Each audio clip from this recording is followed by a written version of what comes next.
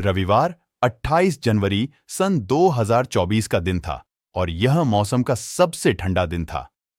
इस ठंडे दिन में सामुदायिक स्वास्थ्य केंद्र में काम करने वाले वरिष्ठ डॉक्टर रत्नेश द्विवेदी अपने सरकारी घर में बैठकर धूप का आनंद ले रहे थे। तभी दोपहर करीब 2 बजे उनके मोबाइल फोन पर घंटी बजी।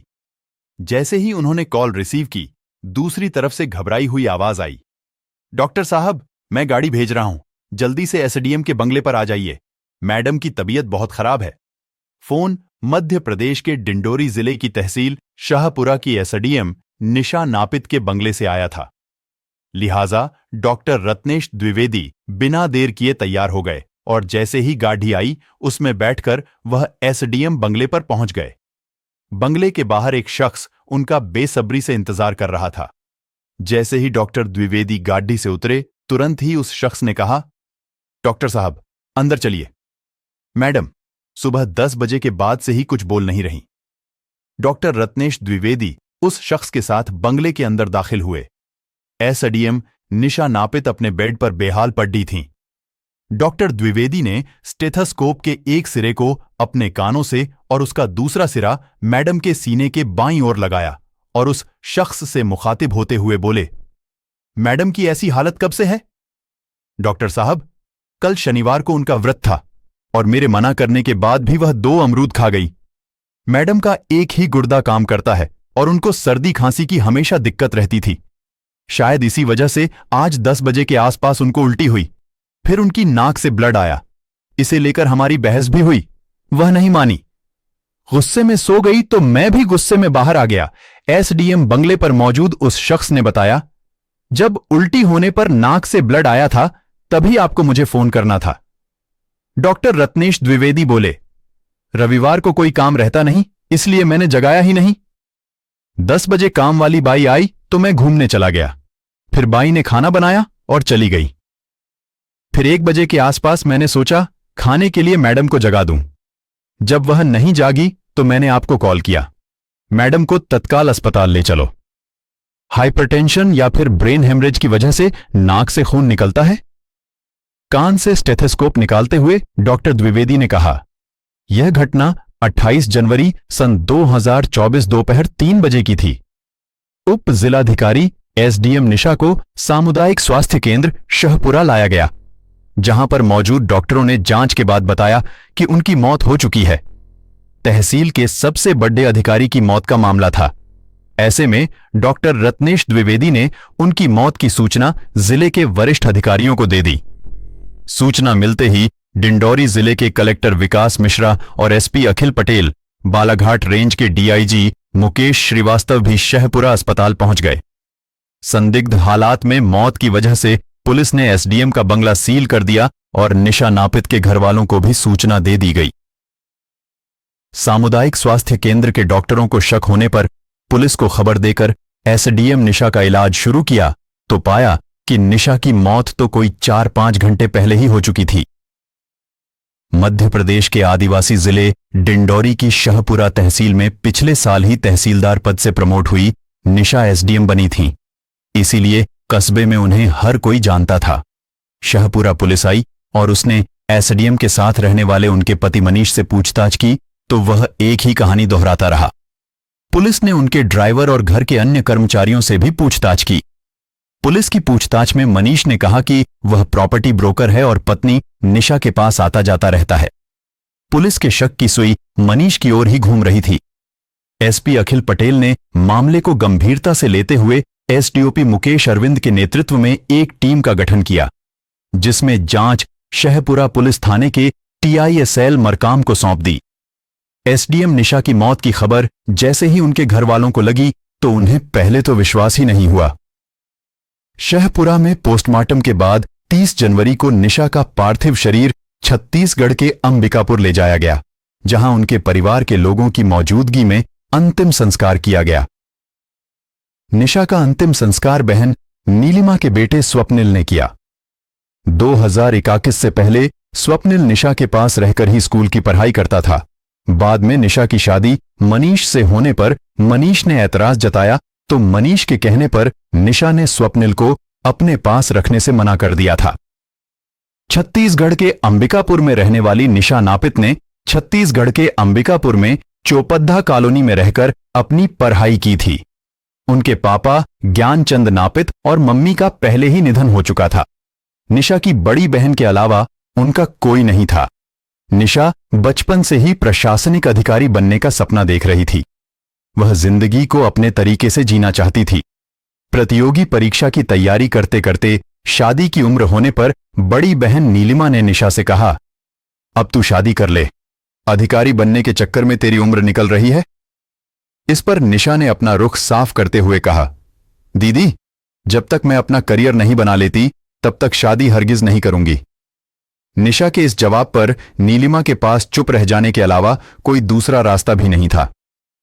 निशा नापित ने 10 मार्च 2003 को नायब तहसीलदार के पद पर सेवाएं मध्य प्रदेश के छिंदवाड़ा जिले से शुरू की थीं।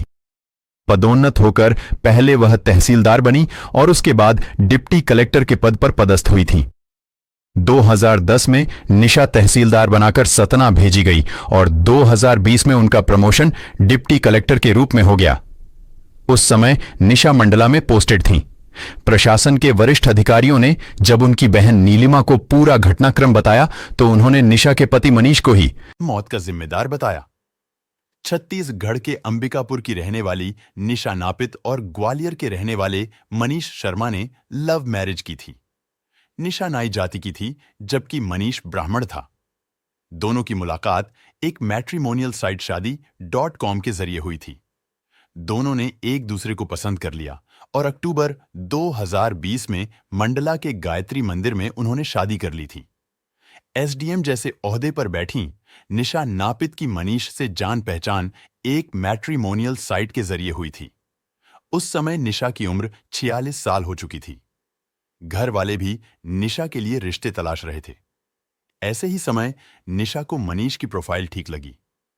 मनीष उस समय 40 साल का था और निशा से शादी करने को तैयार था।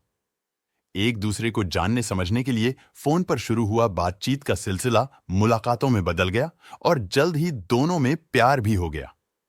इस मामले में निशा ने अपनी बड़ी बहन नीलिमा से चर्चा की तो नीलिमा ने मनीष से बातचीत कर उसके बारे में तहकीकात की।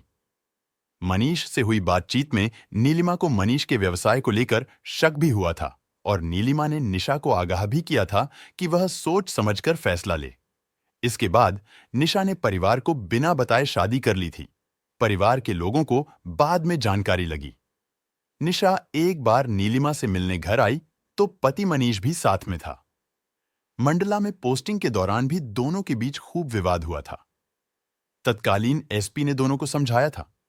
निशा छत्तीसगढ़ की रहने वाली थी और उनकी शादी ग्वालियर में हुई थी। वह बतौर डिप्टी कलेक्टर जुलाई 2013 में डिंडौरी जिले में पदस्थ हुई थीं और उन्हें 2013 के विधानसभा चुनाव से पहले शहपुरा एसडीएम की कमान सौंपी गई थी। निशा को कुत्ते पालने का बहुत शौक था। जब वह सतना में पोस्टेड थीं, तब उनके पास 3 डॉग थे और शहडोल जिले के अनूपपुर आने के बाद 2 डॉग और रख लिए थे। मनीष से शादी होने के कुछ ही महीने बाद उन्होंने वो सारे डॉग अपने घर अंबिकापुर भेज दिए थे।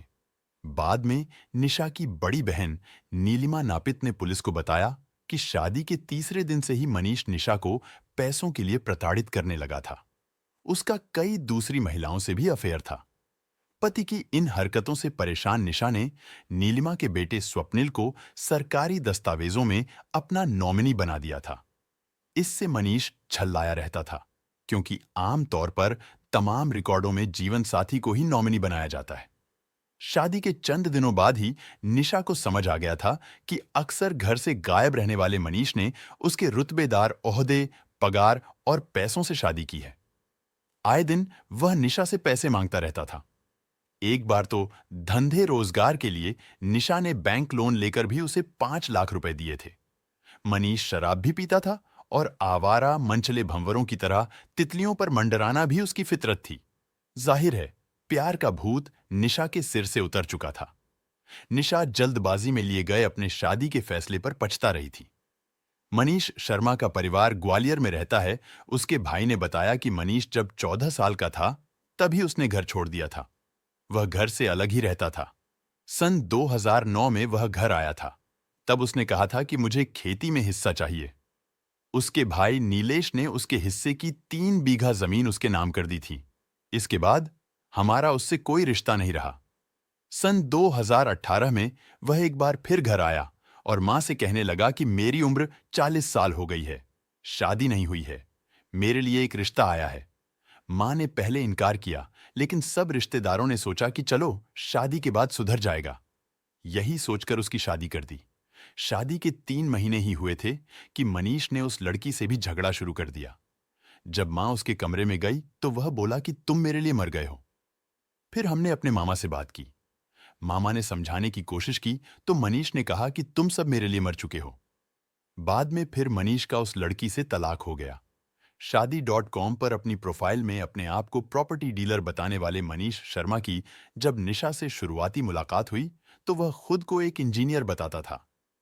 रिश्ते के लिए जब निशा की बड़ी बहन नीलिमा ने बात की तो वह उनके सवालों का ठीक से जवाब नहीं दे पाया। लेकिन निशा ने परिवार के मना करने के बावजूद एक दिन फोन कर बताया कि उन्होंने शादी कर ली है। 3 अक्टूबर सन 2021 को जिस दिन उन्होंने शादी करने की सूचना दी, हम उसी दिन नीलिमा के परिवार के साथ डिंडोरी पहुंचे, लेकिन मनीष वहां से गायब था। वह यहां सिर्फ पैसे लेने ही आता था। शादी के बाद ही निशा को अपने पति मनीष पर संदेह होने लगा था, क्योंकि खुद को मनीष की दूसरी पत्नी बताने वाली रश्मि उसे मैसेज करके कहती थी कि वह उसकी पहली पत्नी है। उसके दोनों मोबाइल नंबर से भेजे मैसेज के स्क्रीनशॉट भी उसने सेव कर रखे थे। निशा के परिवार के लोगों को पहले से ही मनीष पर संदेह था। मनीष ने मैट्रिमोनियल साइट पर अपने आप को प्रॉपर्टी डीलर बताया था, जबकि वह बस कंडक्टर था। निशा ने उसकी प्रोफाइल को सच मानकर घर वालों को बगैर बताए मनीष से शादी कर ली। शादी के बाद मनीष की असलियत निशा जान चुकी थी, मगर अपने पद और स्टेटस के लिहाज से वह खून का घूंट पीकर रह गई थी। मनीष ने जब अपनी जरूरतों के लिए निशा पर पैसों का दबाव बनाना शुरू किया तो निशा ने एक बार बैंक से लोन लेकर उसे 5 लाख रुपए दिए थे। बाद में वह 15 लाख रुपए मांगने लगा तो निशा ने अपनी बड़ी बहन नीलिमा को बताया तो नीलिमा ने डांटते हुए सख्त हिदायत दे रखी थी कि उसे और पैसे नहीं देना। मनीष पर परिवार के लोगों के संदेह की वजह यह भी थी कि वह खुद को अखंड समाज पार्टी का अध्यक्ष बताता था और इस नाम का विजिटिंग कार्ड भी उसने दिया था। परंतु जब परिवार वालों ने अपने स्तर पर उसकी पड़ताल की तो पता चला कि यह फर्जी है। मनीष बेरोजगार था। इससे पुलिस का शक और बढ़ा। इसीलिए जब पुलिस ने सख्ती की तो मनीष ने अपना गुनाह स्वीकार कर लिया कि उसने ही निशा की हत्या की थी। उसकी वजह यह थी कि बार बार कहने के बाद भी निशा सरकारी दस्तावेजों, मसलन सर्विस बुक, बैंक अकाउंट्स और इंश्योरेंस वगैरह में उसे अपना नॉमिनी नहीं बना रही थी। इस पर दोनों में आए दिन कहासुनी और झगड़ा भी हुआ करता था, जो 28 जनवरी को भी हुआ तो मनीष ने तकिए से मुंह दबाकर पत्नी का नामो निशान मिटा दिया। निशा ने अपने सरकारी दस्तावेज और बैंक में पति की जगह बहन नीलिमा और उसके बेटे स्वप्निल का नाम बतौर नॉमिनी दिया था। सामान्य तौर पर विवाहित महिलाएं पति का नाम देती हैं। इस वजह से भी मनीष शर्मा अपनी पत्नी निशा से विवाद करता था। मनीष के दूसरे लड़कियों से संबंध की जानकारी निशा को थी। निशा मनीष की हरकतों से परेशान रहने लगी थी, मगर अपने ओहदे और प्रतिष्ठा की वजह से वह कोई ठोस कदम नहीं उठा पा रही थी। मनीष अक्सर ग्वालियर में ही रहता था। 10-15 दिनों में वह शहपुरा आता था। 25 जनवरी को मनीष शहपुरा आया और निशा से पैसों की मांग करने लगा। निशा अगले दिन होने वाले गणतंत्र दिवस की तैयारियों में व्यस्त थीं, इसलिए उन्होंने मनीष की डिमांड पर कोई ध्यान नहीं दिया। गणतंत्र दिवस पर पूरे दिन वह कार्यक्रम में व्यस्त रहीं। 27 जनवरी को पैसे मांगने पर दोनों के बीच विवाद हुआ। दूसरे दिन 28 जनवरी 2024 को सुबह 10 बजे मनीष निशा से बोला, निशा, मैंने तुमसे शादी की है। आखिर तुम मुझे अपने सर्विस रिकॉर्ड में नॉमिनी क्यों नहीं बनाना चाहती? तुमने शादी करके सोने के अंडे देने वाली मुर्गी पाली है। तुमने झूठ बोलकर मुझसे शादी की। मैं तुम्हारी अय्याशी का खर्च अब नहीं उठा सकती। निशा ने 2 टूक कह दिया। मैं किसके साथ अय्याशी कर रहा हूं? भड़कते हुए मनीष बोला, सोशल मीडिया पर जिस लड़की के साथ तुम्हारी फोटो है, उसी के साथ गुलछर्रे उड़ाते हो और खर्च मुझसे मांगते हो। अब से तुम्हें एक पैसा भी नहीं मिलेगा। गुस्से में निशा ने कहा। इतना सुनते ही मनीष गुस्से से आग बबूला हो गया और तकिया उठाकर निशा का मुंह जोर से बंद कर दिया। कुछ ही पलों में दम घुटने से निशा की मौत हो गई। निशा की नाक से खून निकल आया, जिससे बेडशीट और तकिए के साथ निशा के कपड़ों पर खून के निशान बन गए। मनीष ने निशा के कपड़े चेंज किए और बेडशीट, तकिया कवर के साथ सभी कपड़े वॉशिंग मशीन में डाल दिए। हत्या के बाद सबूत मिटाने की गरज से उसने निशा के खून से सने कपड़े वॉशिंग मशीन में धोए और अपने बचाव के लिए जो कहानी घड़ी, वह पुलिस की सख्ती के आगे टिक नहीं पाई। पुलिस ने निशा की हत्या के आरोपी मनीष शर्मा के खिलाफ आईपीसी की धारा 302 और 304 बी और 201 के तहत मामला दर्ज कर शेखपुरा न्यायालय में पेश किया, जहां आरोपी लगातार पुलिस को चकमा देने के लिए चक्कर खाकर गिरने का नाटक कर रहा था।